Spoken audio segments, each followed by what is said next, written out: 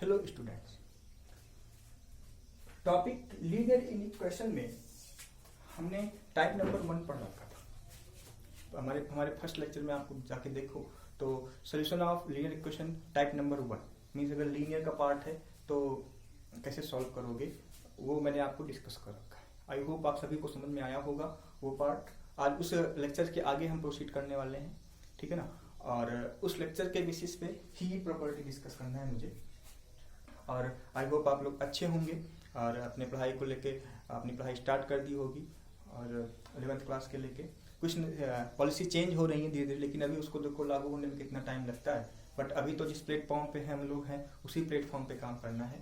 तो solution of linear equation में type number 2 जो टर्म्स है बच्चे वो फ्रैक्शनल वैल्यूज है, ठीक है। मतलब मीन्स ये हुआ कि अगर P अपॉन Q के फॉर्म में हो, मीन देखिए ये ऊपर का भी पार्ट लीनियर है, ठीक है ना, नीचे का भी पार्ट लीनियर है, ठीक है ना। Linear upon linear greater than or equal to 0 या ग्रेटर देन 0 या less than or equal to 0 या लेस देन 0 टाइप के क्वेश्चंस कैसे सॉल्व करेंगे वो मैं आज आपको बताने वाला हूँ, ठीक है ना। तो इस टाइप के क्वेश्चंस को मैं एक एग्जांपल से सॉल्व करूंगा, ठीक है ना। एग्जांपल से ही मैं प्रॉपर्टी लिखवा दूंगा जिससे आपको बात समझ में सारी आ जाएगी। 2 क्वेश्चंस ले रहा हूं, ठीक है ना। पहला क्वेश्चन ये है, इसे मान लीजिए 2x + 4 upon x - 1 greater than equal to 5। दूसरा जो है मान लीजिए ऐसे ही है 2x + 4। दूसरा क्वेश्चन लेते हैं x + 3। 2 क्वेश्चन से हम आपको सॉल्व करना बताएंगे। x + 3 upon x - 2 x + 3 upon x - 2 less than or equal to 2, ठीक है। अब इन 2 क्वेश्चंस को सॉल्व करना हम लोग डिस्कस करेंगे कैसे सॉल्व करोगे। उसके बाद फिर प्रॉपर्टीज पे प्रॉपर्टीज में क्या क्या चीजें इन्वॉल्व करनी है वो मैं आपको बता दूंगा, ठीक है ना। आइए पहले तो हम राइट हैंड साइड को 0 करेंगे, मीन्स 5 को -5 दोनों तरफ ऐड कर देंगे तो हमारे पास क्या होगा, देखो आप 2x + 4 upon x - 1 -5 greater than equal to 0 upon 1 कर दो। एलसीएम क्या होगा बच्चे, सॉल्व करेंगे 2x + 4 -5 time x - 1 upon x - 1 greater than equal to 0, ठीक है। यहाँ तक आई होप आप किसी कोई दिक्कत नहीं होगी, ठीक है ना। आगे चलते हैं 2x + 4 -5x + 5 ब्रैकेट को हटाया गया तो यहाँ पे ब्रैकेट हटा देते हैं upon x - 1 greater than equal to 0। Solve करिए -5x + 2x, रिजल्ट क्या देगा हमारे पास, देखिए -5x + 2x gives -3x + 9 upon x - 1 greater than equal to 0। Minus common ले लो बिकॉज हमको एक्सप्रेशन इस फॉर्म में लिखना है, मीन्स नेगेटिव नहीं होना चाहिए, मतलब ये हमेशा पॉजिटिव होगा, जो x का पार्ट होगा वो हमेशा पॉजिटिव होगा। -3 कॉमन लेंगे ऊपर तो क्या आएगा, x - 9 upon x - 1 greater than equal to 0।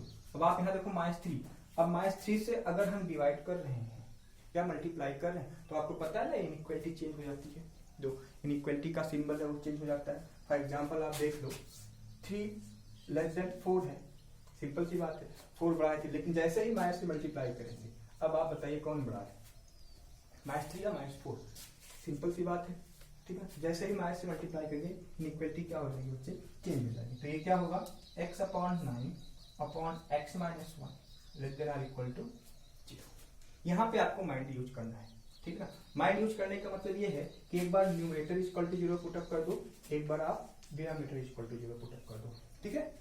ध्यान रखना इस कंडीशंस में लाने के बाद मींस जस्ट लाइक दिस में कन्वर्ट करने के बाद आप इसको क्या करोगे, एक बार न्यूमरेटर इक्वल टू 0 रख दो, एक बार डिनोमिनेटर इक्वल टू 0 रख दो, तो x की वैल्यू निकालेंगे, means x - 9 equal to 0, x equal to क्या देगा बच्चे 9, और सॉरी 3 कॉमन लिया है तो यहाँ 3 हो जाएगा, मिस्टेक, -3 कॉमन लिया 3 हो जाएगा, तो x - 3 x इक्वल टू क्या होगा 3 होगा। यहाँ देखो डिनोमिनेटर इक्वल टू 0 पुटअप करेंगे, x - 1 equal to 0,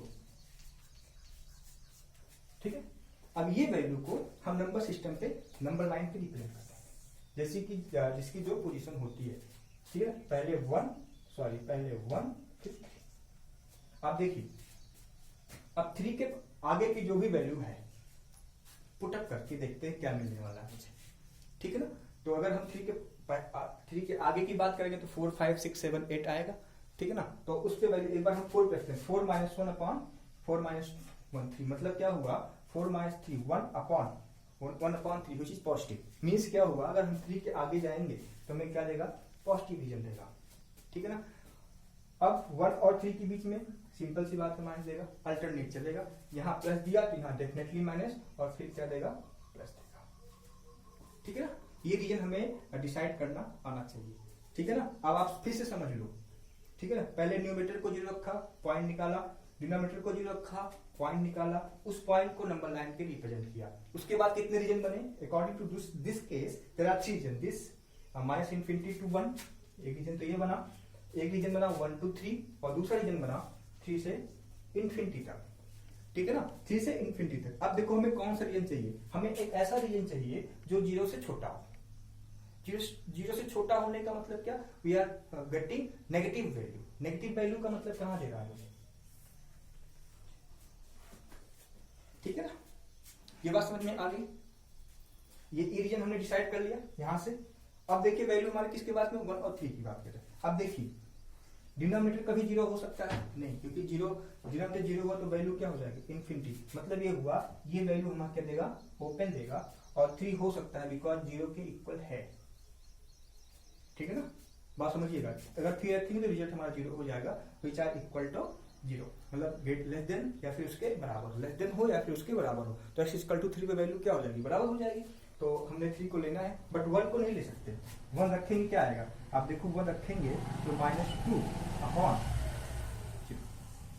which is not defined, means ये हुआ कि 1 की वैल्यू क्या होगी, ओपन इंटरवल में होगी। फर्स्ट लेक्चर में मैंने आपको ओपन इंटरवल और क्लोज इंटरवल के बारे में डिस्कस किया था। तो x की वैल्यू किसके बीच में जाएगी, open interval 1 3 to closed. This is our answer. बात समझ में आई नहीं है तो आपको इस तरह के क्वेश्चन में कैसे काम करना, पहले इसको सिंप्लीफाई करोगे, इस पैटर्न पे रखोगे, ठीक है ना। उसके बाद न्यूमरेटर को 0 रखोगे, डिनोमिनेटर को रखोगे। इसको हम कह सकते हैं एक वर्ड में क्रिटिकल पॉइंट। क्रिटिकल पॉइंट का मतलब हुआ दोज पॉइंट सिंपली कि where function gives change the nature, ठीक है ना। उस पॉइंट पे फंक्शंस का जो नेचर होगा वो बदलता हुआ दिखाई पड़ेगा, ठीक है ना। इसलिए इसको क्रिटिकल पॉइंट कहते हैं। एप्लीकेशन ऑफ एक पार्ट डेरिवेटिव के एप्लीकेशन ऑफ डेरिवेटिव के पार्ट में क्रिटिकल पॉइंट का अलग मतलब होता है, ठीक है ना। बात समझ रहे हो, समझ रहे हो। लेकिन यहाँ पे इस क्रिटिकल पॉइंट का मतलब ये हुआ कि function change the nature at a point 1 and 3।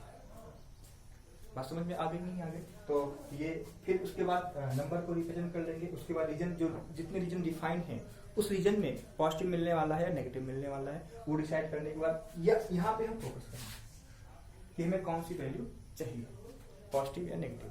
Positive value चाहिए तो पॉजिटिव लेंगे ये, और अगर नेगेटिव चाहिए तो हम ये लेंगे। बात समझ रहे हो नहीं समझ रहे, ठीक है। अगर मान लो ये पॉजिटिव होता, मान लो अगर यही सीन होता हमारे साथ x - 3 upon x - 1 greater than equal to 0 होता, तो रीजन क्या बनता, 1 3, पॉजिटिव नेगेटिव पॉजिटिव। हमें कौन सी वैल्यू चाहिए, पॉजिटिव। एज दिस पॉइंट ये ओपन होगा, ये क्लोज्ड होगा, मीन्स ये वैल्यू इन्वॉल्व होगी। तो इन दिस केस x की वैल्यू कहाँ जाएगी बच्चे, -∞ to 1 open union close interval 3 to ∞, ठीक है ना। This is the solution region when the conditions are changed, ठीक है ना। ये थोड़ा सा आपके लिए नया है, इस पे आपको मेहनत करने की जरूरत है, क्योंकि अगर ये सीख गए तो आगे के जो भी क्वेश्चंस होंगे उसमें आपको कोई दिक्कत नहीं होने वाली है, ठीक है ना। आइए दूसरा क्वेश्चन करते हैं एक बार फिर से। ये आपको समझ में शायद आ गया होगा, एक बार दूसरा वाला क्वेश्चन करेंगे तो आपको और अच्छे से समझ में आ जाएगा कि इस प्रकार के क्वेश्चन को कैसे टैकल करना है।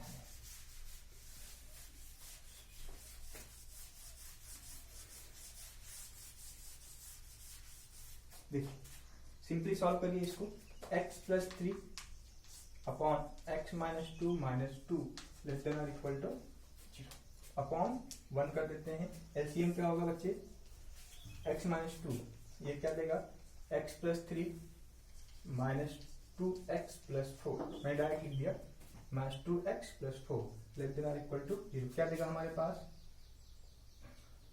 x plus 7 upon x minus 2 less then और इक्वल टू, एक बार चेक करने दो, और माइनस 2x प्लस 4, तो 4 plus 3 7 minus 2x, minus common low because ये माइनस नहीं होना चाहिए, तो क्या होगा x माइनस 7, ठीक है, माइनस से मल्टीप्लाई करोगे तुम, इसकी इनइक्वालिटी क्या होगी, चेंज हो जाएगी, x minus 7 x minus 2, critical point निकाल लो, x minus 7 equal to 0, x equal to क्या हो गया 7, ये क्लोज देगा, आप यहां से लिख सकते हो बिकॉज इसकी बात कर रहा है, ठीक है, x minus 2 equal to 0, x equal to 2, ये क्या देगा बच्चे, ओपन देगा। अब नंबर को रिप्रेजेंट कर लो 2 7, अब 7 के आगे जाएंगे तो रिजल्ट क्या देगा, पॉजिटिव, अब 8 रख के देख लो, 9 रख के देख लो, 10 रख के देख लो, ठीक है, तो दिस इज पॉजिटिव, तो पॉजिटिव देगा, 2 और 7 के बीच में होगी वैल्यू नेगेटिव, और जब 2 की तरह आएगी तो वैल्यू पॉजिटिव। हमें कौन सा रीजन चाहिए आप देखो, ठीक है ना, हमें ग्रेटर देन की रीजन चाहिए, मींस पॉजिटिव रीजन चाहिए, तो पॉजिटिव रीजन दो जगह देगा, एक ये और ये, ठीक है ना, तो आप देखो ये हमारा ओपन है और ये हमारा क्लोज्ड, तो अब इसको आप कैसे लिखोगे, minus infinity to 2, minus infinity open, ये भी ओपन, दूसरा क्या दे रहा बेटा, close interval 7 to infinity, this is the 2 solution, और इन दोनों सोल्यूशन का जो यूनियन होगा वो हमारा फाइनल आंसर होगा, ठीक है ना, तो minus infinity to 2 union 7 to infinity, बात समझ में आ गई। तो फ्रैक्शनल इक्वेशंस को कैसे सॉल्व करेंगे ये हमने आपको अच्छे से समझा दिया, ठीक है ना, आपको तरीका यहीं पे आप यहाँ पे आप थोड़ा सा आपको दिक्कत हो सकती है, लेकिन यहाँ पे आप सावधानी के साथ सॉल्व करो तो चीजें अपने आप समझ में आ जाएंगी। मेरे फर्स्ट लेक्चर को जाके देखो, तो वहां पे मैंने open interval close interval concept समझाया है, वहां पे मैंने आपको लीनियर इनइक्वेशन, सिर्फ नॉर्मली लीनियर इक्वेशन को सॉल्व करना बताया है, यहाँ लीनियर तो है बट फ्रैक्शन में है, ठीक है ना, तो फ्रैक्शन में सॉल्व करना मैंने आपको बताया, जो बच्चे हमारे फर्स्ट लेक्चर को स्किप में होंगे उनको समझ में नहीं आएगा, ठीक है ना, तो ओपन और क्लोज्ड का कॉन्सेप्ट मैंने अपने फर्स्ट लेक्चर में समझाया है, ठीक है ना, तो this is the solution how to solve the linear equation in a fractional form, ठीक है ना, तो कल हम टाइप नंबर 3 डिस्कस करेंगे, वो कुछ स्पेशल फॉर्म के फंक्शन होंगे, वो दूसरे टाइप के कंडीशंस होंगे। अभी आप लोग आर डी शर्मा से या फिर एनसीईआरटी से इस प्रकार के क्वेश्चंस को सॉल्व करो और डिस्कस करो, ठीक है ना, जो दिक्कत हो आप कमेंट बॉक्स में या डायरेक्टली मेरे व्हाट्सएप नंबर पे आप मेरे से कांटेक्ट में रहो और प्रॉब्लम डिस्कस कर लो, ठीक है ना, आज पे इतना ही, थैंक यू।